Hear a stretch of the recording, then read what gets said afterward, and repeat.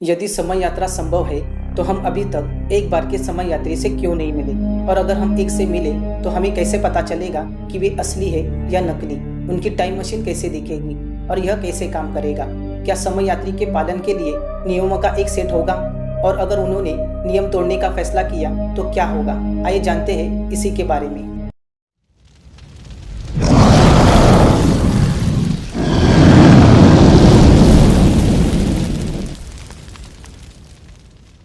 सन 1998 में John titre के नाम से एक सज्जन भविष्य से अपनी टाइमलाइन में आए। जैसा कि उन्होंने दावा किया, जनरल इलेक्ट्रिक ने वर्ष 2034 में समय यात्री का आविष्कार करने में कामयाबी हासिल की थी। यहाँ तक कि उन्होंने अपनी टाइम ट्रैवलिंग डिवाइस को बहुत विस्तार से दिखाया और वर्णित किया, और फिर टिटर गायब हो गए और अचानक प्रकट भी हो। क्या उन्होंने अपना मिशन पूरा किया या सच में वो असली थे या नहीं, हम कैसे जान सकते। अगर हम यह साबित करने में सक्षम थे किसी ने अलग से समय यात्रा की है तो यह विज्ञान के लिए बहुत अच्छा होगा।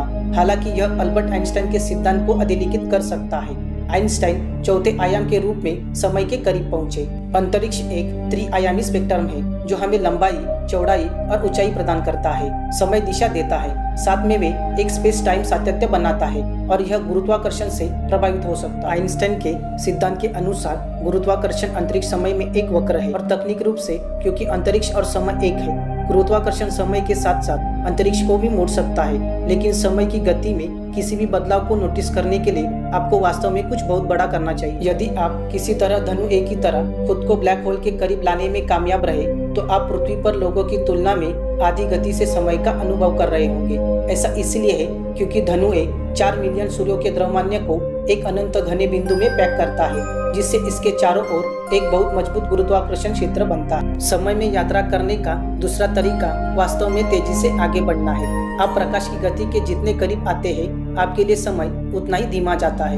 यदि आप एक ट्रेन में एक यात्री थे जो किसी तरह प्रकाश की गति से 99% की गति से यात्रा कर सकता है, तो आप ट्रेन में बिताए गए प्रत्येक वर्ष के लिए 223 साल स्टेशन पर वापस आ गए होंगे। यह आपको भविष्य में एक समय यात्री बना देगा। लेकिन समय में वापस यात्रा करने के बारे में क्या? जैसा कि जॉन टिटर ने कहा था कि उसने किया था, टिटर ने दावा किया कि इस छोटी सी मशीन ने किसी भी दिशा में समय यात्रा को संभव बनाया है।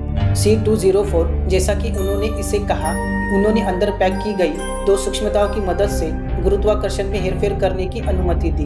इसमें अंतरिक्ष में एक निश्चित स्थान पर मशीन और समय यात्री को लॉक करने के लिए गुरुत्वाकर्षण सेंसर भी थे। टिटर ने इस मशीन को एक कार में स्थापित किया था जो कि अच्छे पुराने समय यात्रा करने वाले डेलोरियन की तरह था, लेकिन इसमें उन्हें अपने समय से केवल 60 साल लगेंगे।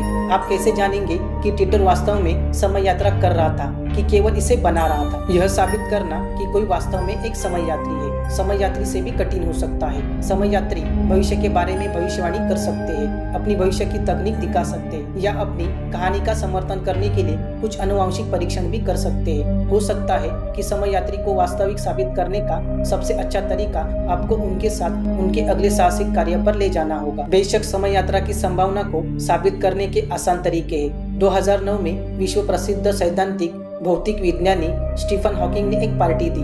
सिर्फ कोई पार्टी नहीं बल्कि एक जिसमें केवल भविष्य के यात्रियों को आमंत्रित किया गया था। हॉकिंग ने पार्टी के बाद तक निमंत्रण नहीं भेजा। उनका मानना था कि अगर भविष्य के यात्री निमंत्रण जारी होने से पहले पहुंचे तो यह साबित होगा कि एक दिन समय यात्रा संभव हो जाएगी। वह घंटों इंतजार करते रहे लेकिन कोई नहीं आया। इसका मतलब यह नहीं है कि समय यात्रा असंभव है। एक मौका है भविष्य के यात्री अंतरिक्ष समय में वर्महोल या पुलों का उपयोग करना सीखेंगे। हमने उनमें से एक को अभी तक नहीं देखा। वर्महोल के साथ सबसे बड़ी समस्या है कि वे सूक्ष्म होते हैं और एक मानव यात्री के लिए इतनी जल्दी ढह जाते हैं कि वे गुजर नहीं सकते। लेकिन हॉकिंग की पार्टी में किसी के शामिल न होने का कारण समय यात्रा करना शायद उतना सटीक ना हो सकता है कि भविष्य के मेहमान आए हो लेकिन उन्हें पार्टी के लिए बहुत देर हो चुकी थी, या हो सकता है कि समय पर वापस जाना समय यात्रियों के लिए सख्त वर्जित है, क्योंकि यदि वे ऐसा करते तो वे अपनी समय रेखा पूरी तरह से बदल सकते हैं। शायद वे दूर से भविष्य से हम पर किसी भी बीमारी के फैलने के जोखिम से बचने की कोशिश कर रहे हैं। या हो सकता है कि समय यात्रा के बारे में जानकारी इतनी अधिक वर्गीकृत हो कि केवल कुछ लोगों पर ही भरोसा किया जा सके।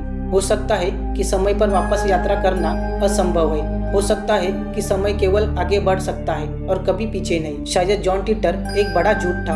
हमारे पास यह पता लगाने के लिए 2034 तक कुछ और साल है। एक तरह से हमारे पास पहले से ही हमारे जीवन काल में यात्री है। अंतरिक्ष स्टेशन पर अंतरिक्ष यात्री 8 किलोमीटर प्रति सेकंड की गति से आगे बढ़ रहे हैं। इससे उनकी उम्र धीमी हो जाती है। हालांकि अंतर एक सेकंड के 100 हिस्से में नापा जाता है। क्या होगा यदि आप एक समय यात्री से मिले, इसके बारे में हमने आपको बता दिया है। वीडियो अच्छा लगे तो लाइक करें, शेयर करें और सब्सक्राइब करें। हम फिर मिलेंगे अगले वीडियो में। तब तक के लिए